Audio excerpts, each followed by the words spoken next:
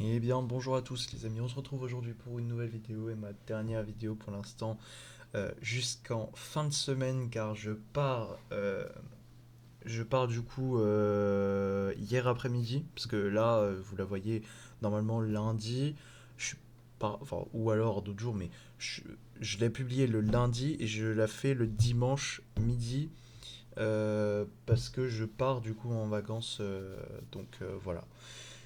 Je serai donc inactif sauf par post communautaire, donc je continuerai mes analyses mais par post communautaire uniquement. Je Normalement au fur et à mesure de la semaine c'est que du froid sec, hein, je ne vais pas rater normalement grand chose à part s'il y a de la neige industrielle. Et sinon on va voir ensemble parce que dès que je reviens on aura du coup le retour des choses intéressantes parce que je reviens le 7 à 16 heures. Et les risques de neige commencent le 9. Donc franchement, je serai là, je referai les vidéos à partir du 7, 8. Donc franchement, juste petite pause, mais petite pause de vidéo. Il y aura toujours des pauses communautaires si vous voulez suivre la situation. En tout cas, on va commencer ce petit point météo du coup avec le modèle GFS 6Z/0Z, hein, parce que je peux pas, désolé, hein, je peux pas faire autrement.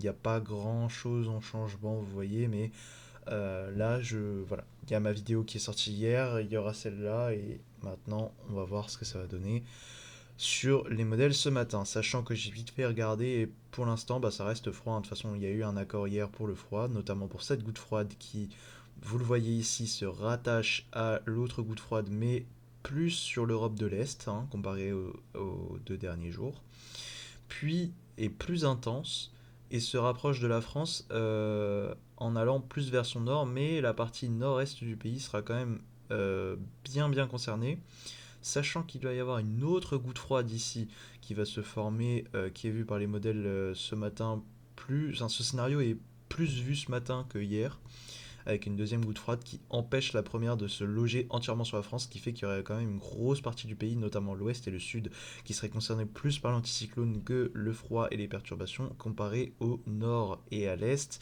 qui seraient bien plus touchés. Bon, cet anticyclone avec cette goutte froide, qu'est-ce qui va se passer derrière? Un flux d'est qui va s'installer, la goutte froide isolée sur l'Allemagne qui va progressivement se passer vers le nord de la France avec ce flux d'est pour la journée de lundi. Donc on est toujours, hein, dans les mêmes horaires, hein, ça c'est plus ou moins stable pour l'instant.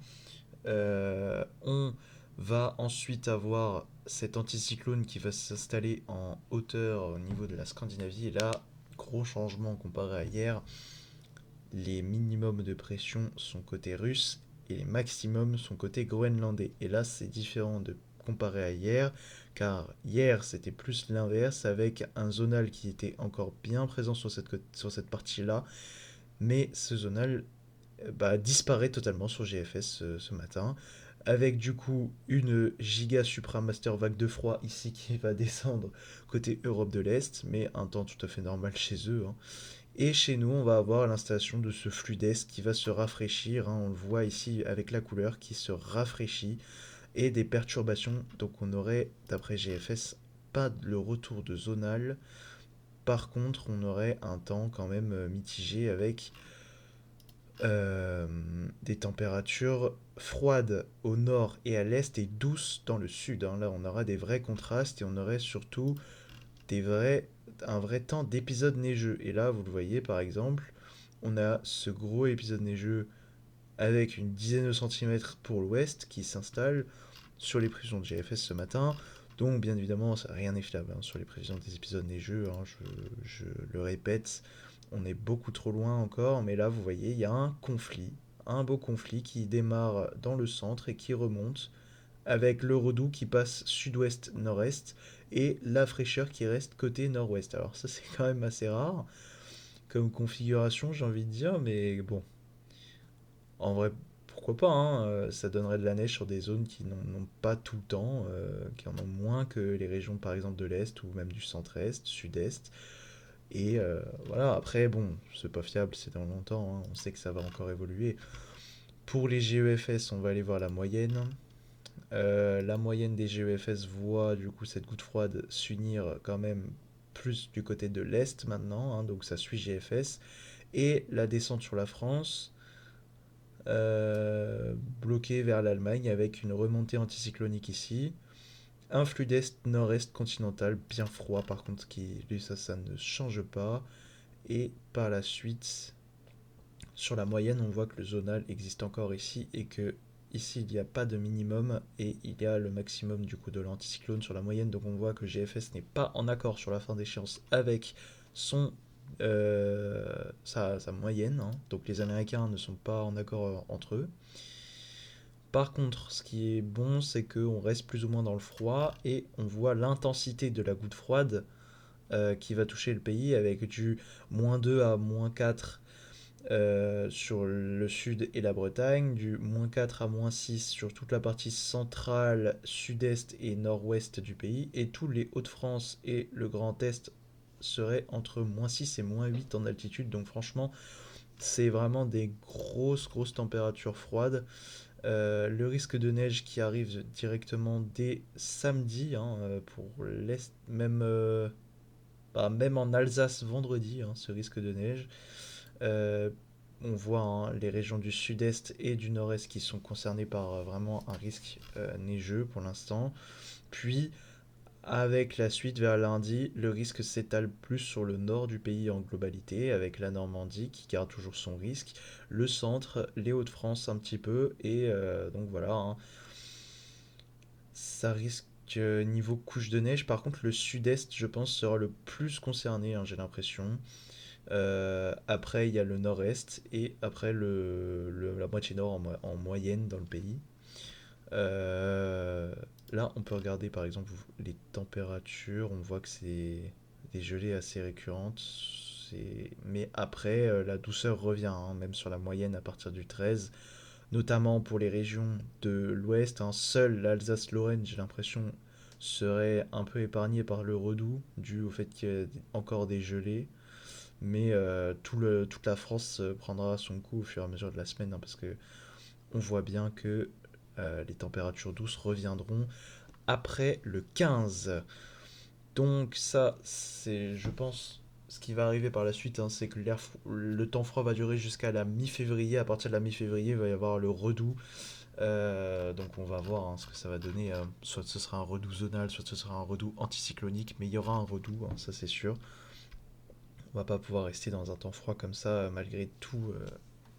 Tout bah, on pourra pas rester comme ça super longtemps, hein. On connaît en plus nos chances avec le froid, hein. C'est déjà bien d'en avoir, voilà, pour début février, c'était inespéré.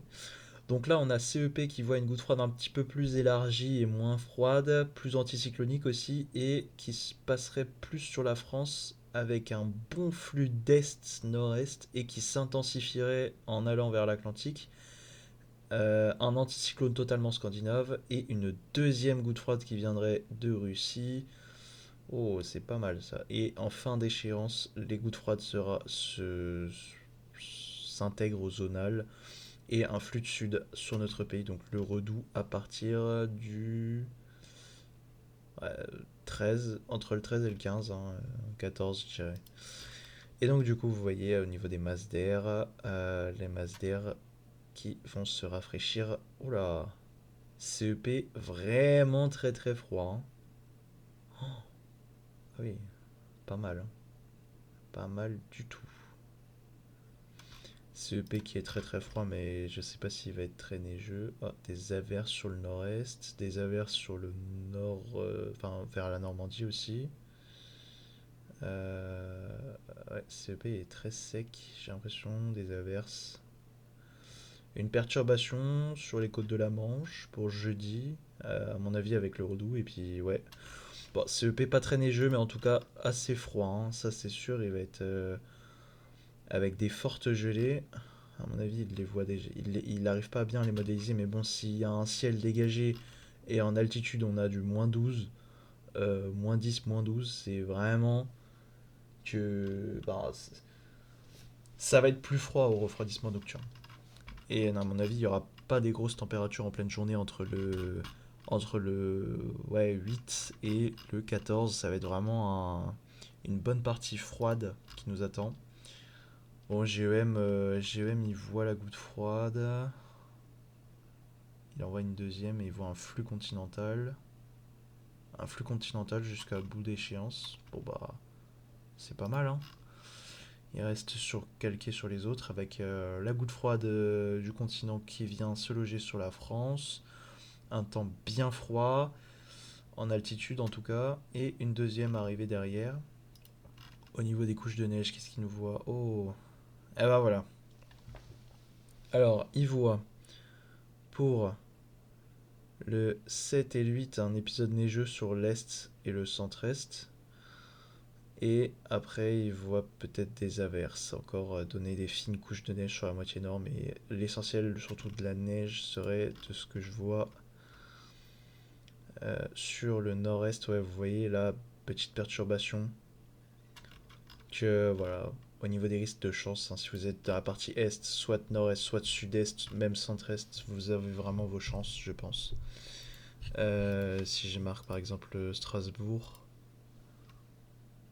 vous voyez, les risques ils augmentent 39, 32, 35% alors qu'on est encore à 5 jours, 6 jours, donc franchement c'est pas mal, surtout la masse d'air là qui se rafraîchit bien comme il faut.